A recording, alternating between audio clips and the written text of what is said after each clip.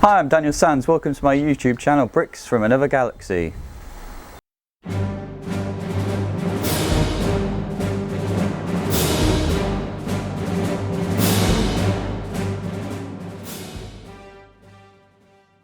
If you've seen any of my previous videos, you may appreciate that today I'm in a slightly different location. I've brought the camera outside to show what I'm quite excited about is introducing fireworks to our images. Before I get into any of that, just a very quick health and safety warning. If you're under the age of 18, please have a parent or guardian supervise you whilst you're doing this. Always respect the fireworks. Make sure the area where you're going to be taking the photographs and setting the fireworks off is clear of anything combustible. There's no young children around, there's no pets, animals that may get injured. All the usual stuff. Just please have fun, but be careful. So the fireworks I'm going to be using today are these crackling balls of fire. You pick them up on Amazon. I think they're about £5 or £6 for a pack. You get 9 balls in a pack, and what I've actually found in my past experience of these, you can expect 1 or 2 of the balls to be damaged in transit. So really you're looking about 6 usable balls, which works out about £1 each. So it's not super cheap. In my experience with these, it's worth it. There's nothing really that compares to it. I've tried sparklers, I've tried creating the effect in Photoshop, it's just not the same. So really, it is worth it. So for today's photo, I'm going to be trying to take a picture of this, which is the Anakin Pod Racer. I've had this set for quite a while. You may recognise I've only ever taken 1 photograph of it in my gallery, which is the photo entitled Tinker, and that sees young Anakin around here with a spanner on a ladder, tinkering with the engine, as he does. What I'm going to be trying in today's shoot is crashing this into the ground.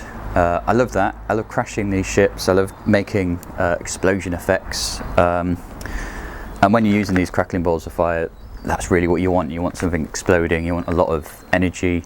You want to make something that's quite dynamic.